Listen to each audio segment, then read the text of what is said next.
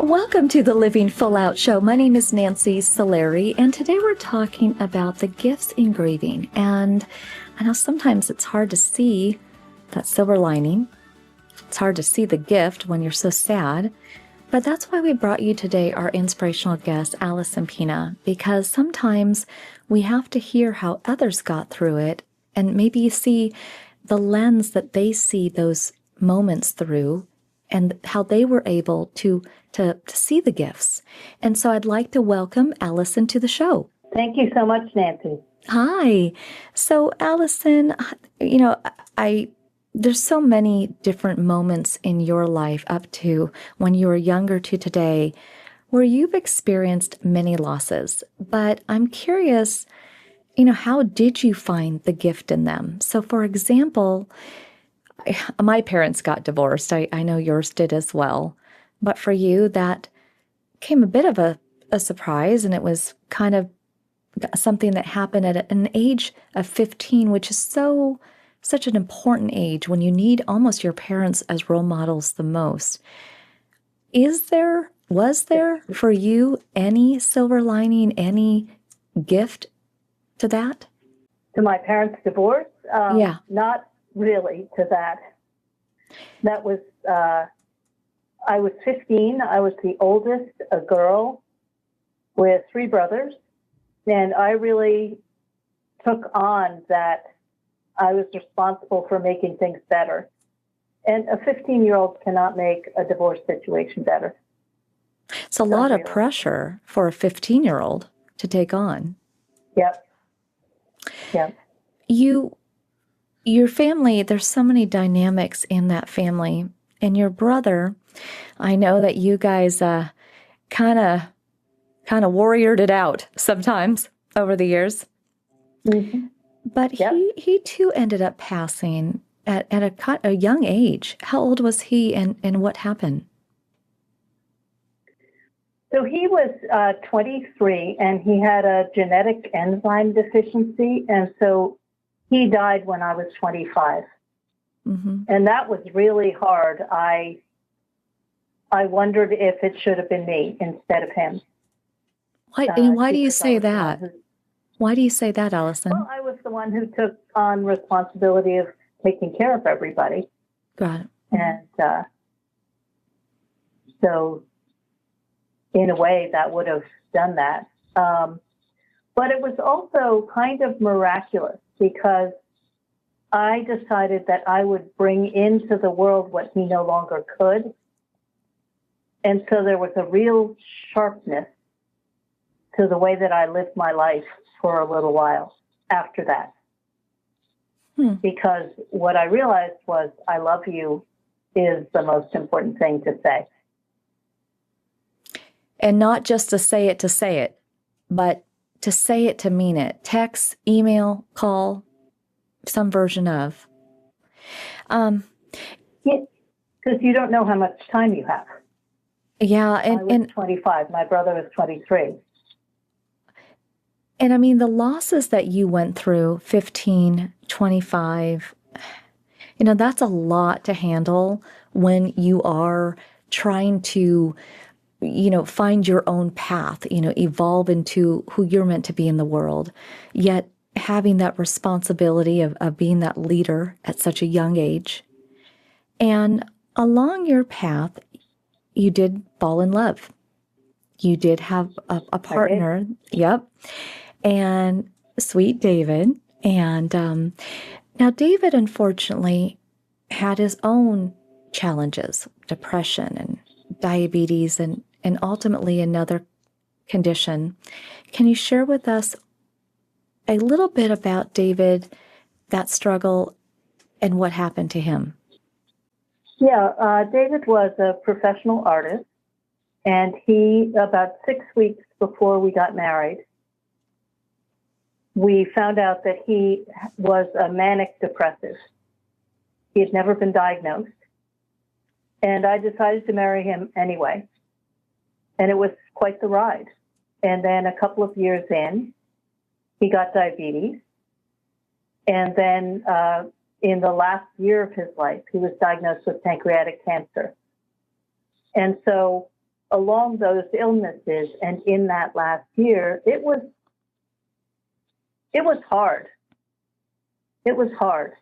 But the last piece, the pancreatic cancer, we decided life is short and we were going to live like it was short. You know, people say, what would you do if tomorrow was your last day? And looking at my husband as he got thinner and thinner, as the chemo and the cancer took more and more of him away, that wasn't something that we were just saying. You know, we were together 25 years, and in some moments, our time together was going to end. And it was coming fast. And so we lived and expressed our love to each other in a way that was different from all of the rest of our marriage.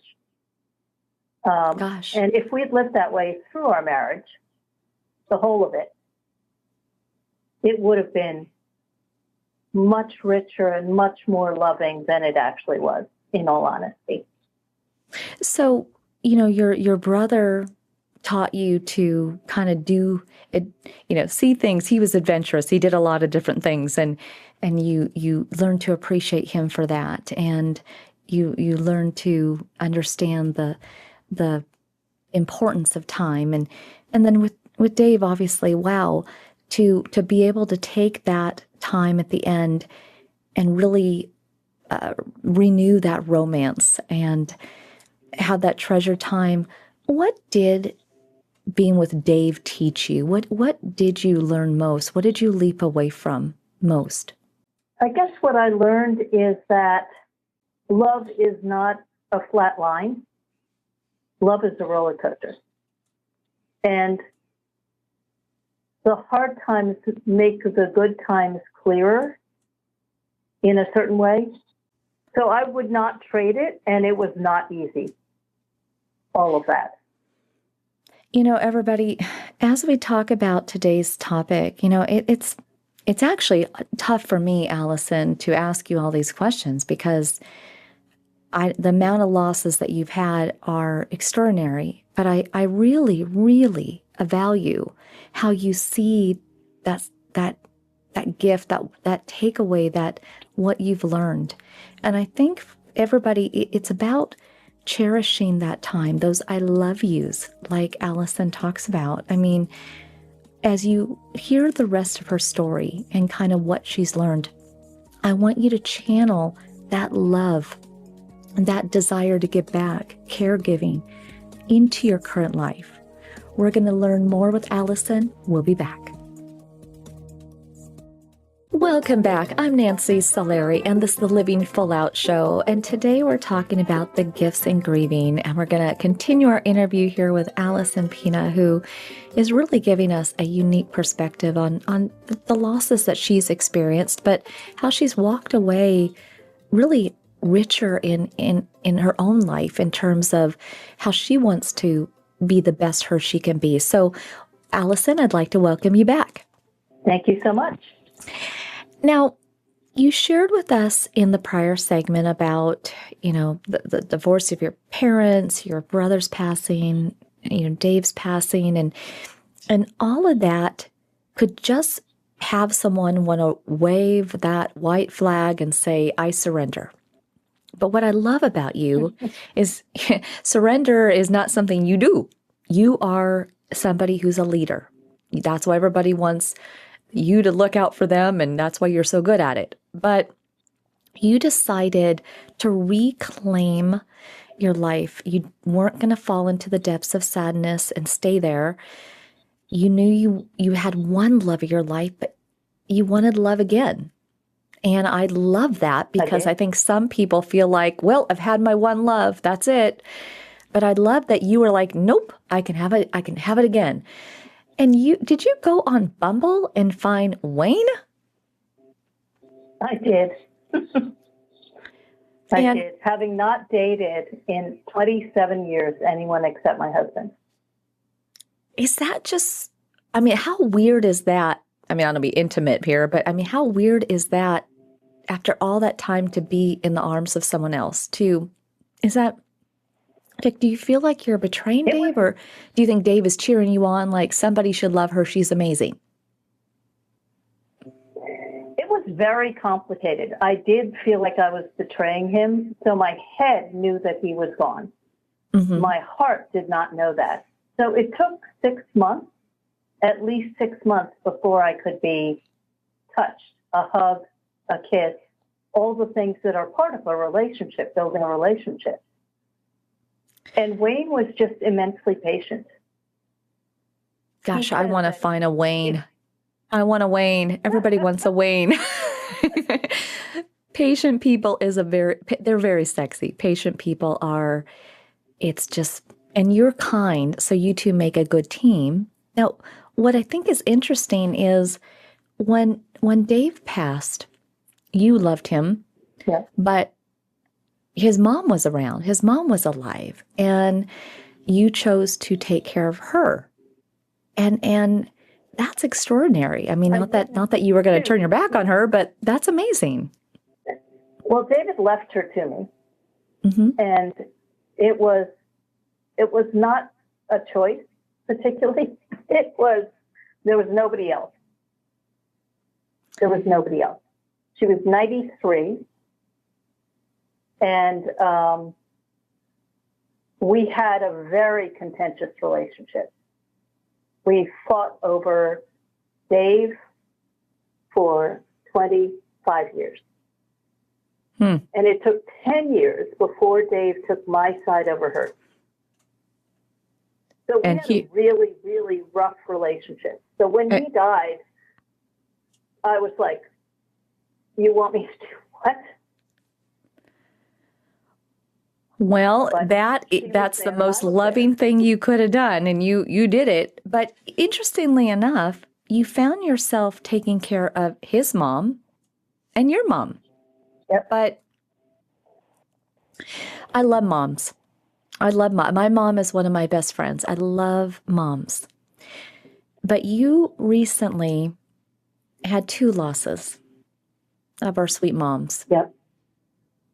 Can you share with us, is there a learning in those losses? Because those are so measurable. So I took care of Joy, my husband's mom, from 93 to 102. She died just recently. And in the course of that time, caregiving her, I learned to love her. And I assure you, I did not at the beginning. My mom was married and had a husband and lived in a retirement community and was an activist. And she and I went to open mics once a month together and read our own poetry. And she was one of my best friends. I know. And I was her healthcare proxy as I was my mother-in-law's healthcare proxy, because I stand for people. You know, I'm the one who will pull the plug if that's that person's wish at the right moment. And not everybody can do that. And so my mom went into the hospital on a Saturday. She turned out she had a kidney stone, and there was an infection behind it. And when they put in the stent, the toxic stuff flooded through, and she went into septic shock, and she was dead by Monday. And so I was the one making the decisions, okay, you know, oxygen, drugs, you know, do we intubate? But unfortunately, everybody got there in time. The family was all there. We stood around. We ate pumpkin bread. I love pumpkin. I love pumpkin bread. Actually, it's so good. And I took care of my family as I was taking care of her, because what I realized was my job wasn't just to fulfill her wishes. It was to make sure that everybody was whole after she died. You know, it's interesting. It's interesting that old who took care of her family way back when is still the same Alison taking care of her family today. And I don't know if an exceptional caregiver like you, who puts so many people first and is their advocate, do you ever worry about who will take care of you? Or, I mean, you assume Wayne, but does that ever cross your mind? I do believe in karma, and what comes around goes around. So Wayne will take care of me. I will be taken care of in some way. And I honestly have no idea how. Well, but I'm not scared of death because I've seen it. I've lived it. David died in my arms. well, I've said this before. I want you to take care of me. You're exceptional. You're just loving, but caregiving is hard. Caregiving, I mean, you were caregiving for Dave's mom, and the money ran out. And how did you balance lack of money, but yet needing to caregive for someone who had a lot of expenses? Well, what happened is as her needs got greater, she needed more time. So when I didn't have money, I needed to give more time. And by the end, I couldn't have a full-time job because I was keeping her in her home and taking care of her in her home until a week before her 102nd birthday. She died a couple of months before her 103rd. So it came out of my skin is the bottom line. Yeah, it was the, the sweat and the stress, the physical of it. But as we kind of round out today's show, Alison, and for everybody listening, there's pauses in this interview because these are hard topics. But I appreciate that Alison can help us see the gifts in it. So Alison, for everybody listening today who has gone through a loss, and I know you've been there, you see someone sick and they're still alive, but they're not who they were, which is kind of a fading in itself. Some people can't find the gifts. They're just not there. And they just can't find it. And they're angry and they're sad and they're, all the emotions. What would you say to them? I would say I've been there too, and to trust yourself if you're there. Don't try and stuff down the feelings, let them be, but also allow for joy. Open up to joy and take care of yourself, whatever that means. One of the things that I really recommend that I started doing was when I go out, I look around and I look for one thing that will give me a spark of joy that day. And what happens is that starts expanding because in the beginning, joy doesn't even look possible. And so it's kind of what you choose. What do you choose to look at? And not stuffing it down, not saying that these feelings are bad, because these feelings just mean you love deeply. It is good to love deeply. It is good to love and say, I love you, right? To say, I love you as often as you can. Just real quick, 30 seconds, but your perspective is unique and special. What does love, loving and living full out, and what does that mean to you to do that, to live full out now that you've gone through all you've gone through? What does that mean to you? I'm not afraid of much. So I've lost everything in one way or another over and over again. So those things that I really desire to do, that I'm really hungry for, that I was scared of, I'm not scared of. You know what? I don't think you could say anything better. And to not be scared, gosh, that is freedom in itself. Alison, thank you so much for sharing your story today with us. And everybody, I encourage you to check her out more online. But if you need support on this topic, if you're going through something and you're not quite where Alison is, reach out to us at Connected Living Full Out. We want to make sure that we're there for you and support as you're going through this hard time. So everybody stay with us. We'll be right back after this break.